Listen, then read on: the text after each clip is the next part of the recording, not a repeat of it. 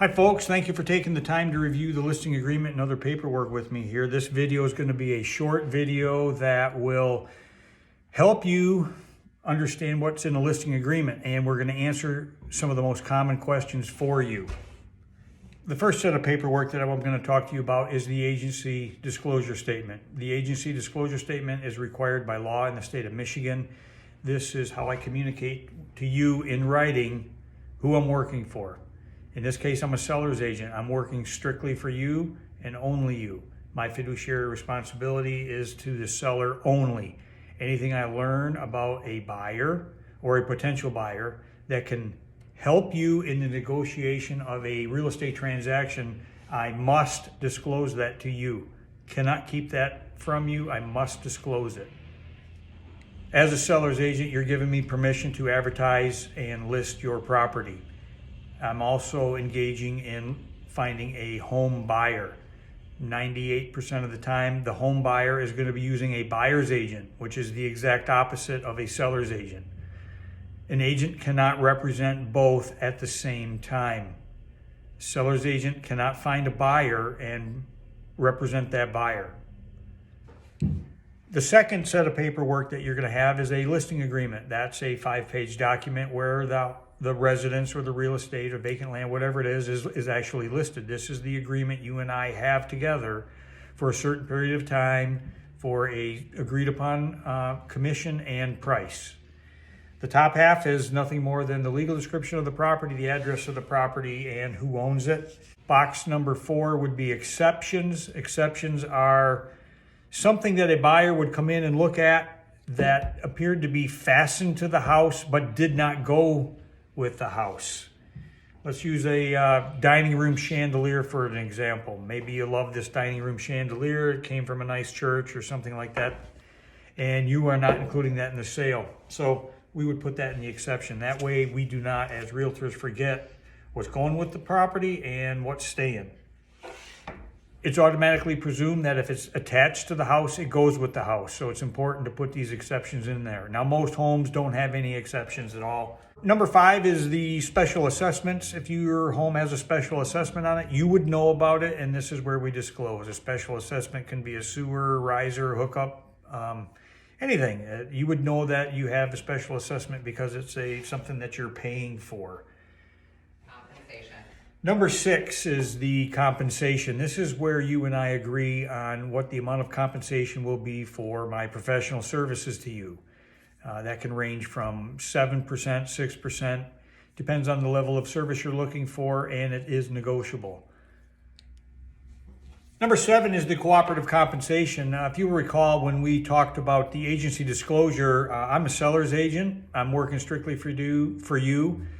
And we're going to be working with buyer's agents. And this is where I disclose on how the real estate compensation is going to be divided between the seller's agent's brokerage and the buyer's agent's brokerage.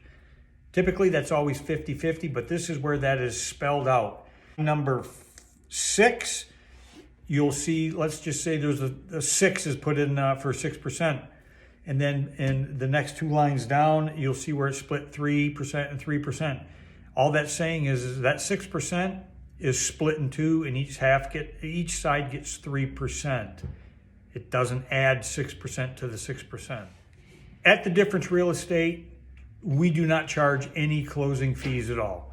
Our sole compensation is the real estate commission that we agree to. We do not have admin fees, professional fees, or whatever other fees that are out there. We don't have them.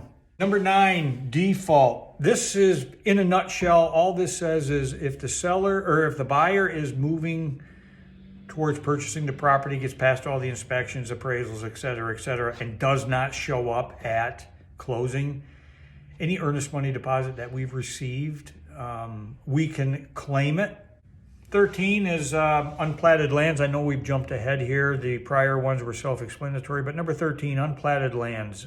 That would be like if you've got a 40-acre tract of land or a 20-acre. If it can be split into smaller pieces, this is where you're giving these splits to the buyer when they buy the property. If you're in a subdivision, of course, that's already been platted. This is just where you're granting the buyer all your division rights, if there are any, with the property.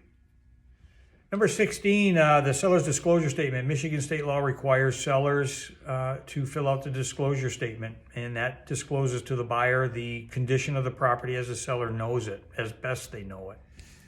Number 19, title insurance and taxes. In the state of Michigan, we use title insurance to prove to the buyer that a seller, yourself, is the person that can sell the property. Not just anybody can execute a deed to transfer real estate. It has to be the person who owns it. This is how the title insurance can prove to the buyer, or in fact, you're proving to the buyer that you are in fact the owner. This is real estate taxes. This is not capital gains. This is the tax on the sale. There's other parts to the listing agreement that I think are pretty much self-explanatory and did not want to take your time with this video. Read through it if you have any questions. We have the seller's disclosure statement next. The seller's disclosure statement is a 2 or 3 page document that basically you have to answer some questions about the condition of the house. This is what the buyer uses to determine to help them determine the condition of the house, along with the home inspection. After that, we've got the lead-based paint. Michigan requires that sellers disclose to any potential buyer their knowledge of, to the extent of, any lead-based paint that's in the house.